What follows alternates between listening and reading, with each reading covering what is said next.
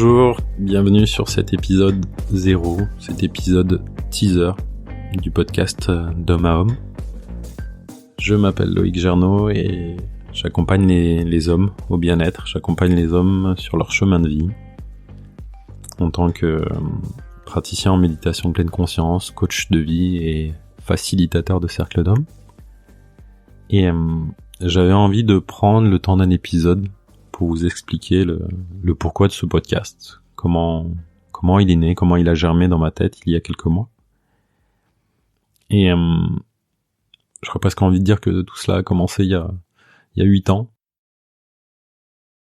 J'étais dans une relation de 10 années de couple. Et j'étais perdu dans cette relation et j'avais développé un profond mal-être.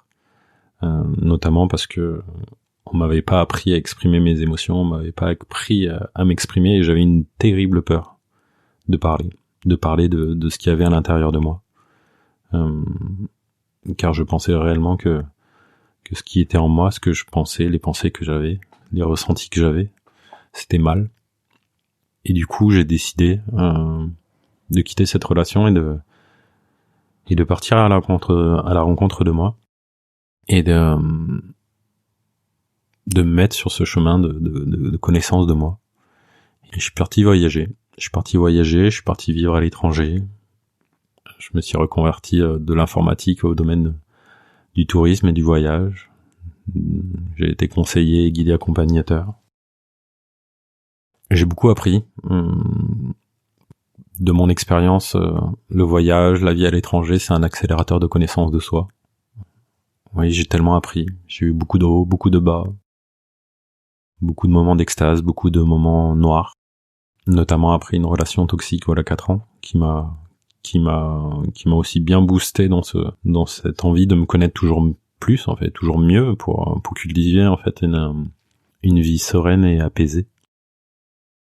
Et la crise m'a ramené en France, maintenant 3 ans. Et rapidement, je me suis aperçu finalement que moi qui avais une vie alors j'aurais pas envie de dire tout le temps apaisée, sereine, puisque la vie est faite de hauts et de bas, mais qui avait cette conscience en tout cas. Et je me suis aperçu qu'il y avait beaucoup de mes semblables à accompagner. Et voilà comment je me suis reconverti dans l'accompagnement, dans le milieu du bien-être. Et depuis, je me suis aperçu aussi, et rapidement dans toutes les formations que je faisais, dans les stages, dans les ateliers, les retraites, que j'étais un des rares hommes finalement à être présent. Et je me suis fait cette réflexion, et voilà 1 an, voilà 1 an et demi, mais mince en fait, mais où sont mes frères, où sont les autres hommes?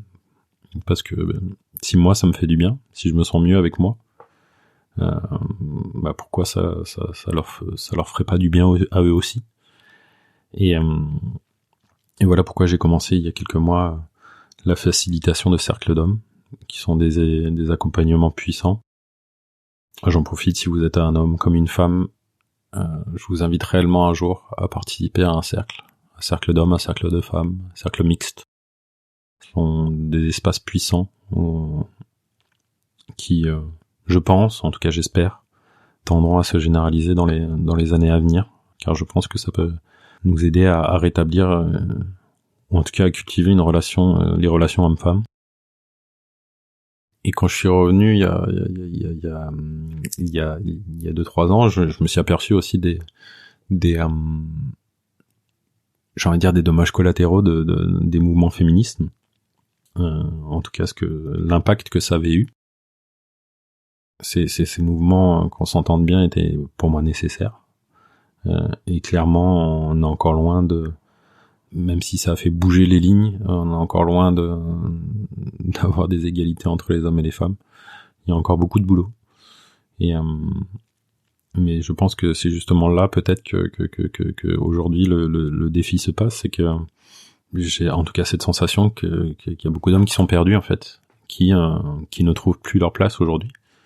Avant c'était facile, il y avait un schéma, il y avait un modèle patriarcal auquel il fallait ou se conformer, que ça nous aille ou pas, qu'il soit subi ou choisi.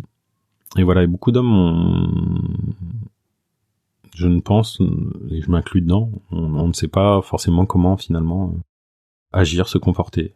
Et il y a tout un masculin à réinventer, des masculinités à découvrir. Et comme disait le philosophe, un philosophe que j'aime beaucoup qui s'appelle Charles Pépin, qui a écrit un bouquin qui s'appelle La confiance en soi. Et il nous explique dans ce livre que la confiance en soi, en fait, elle vient de plusieurs paramètres, de plusieurs aspects, et notamment dans celle qu'on a besoin de modèles dans notre société, de modèles qui nous inspirent. Et forcément les modèles patriarcaux, familiaux, qui n'ont plus de sens aujourd'hui, en tout cas desquels on nous a dit de nous détacher, et pour une partie on veut se détacher de toute façon, des injonctions qu'on a subies, nous aussi les hommes.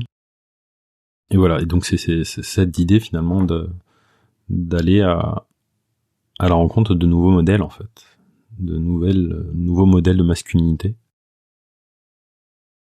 Il y a une quinzaine d'années, j'avais monté un petit webzine, ce qu'on appelle un magazine sur internet, sur la scène alternative grenobloise d'où je suis originaire, où j'interviewais notamment des groupes, et j'avais envie de retrouver cette qualité d'interview, d'aller à la rencontre de personnes.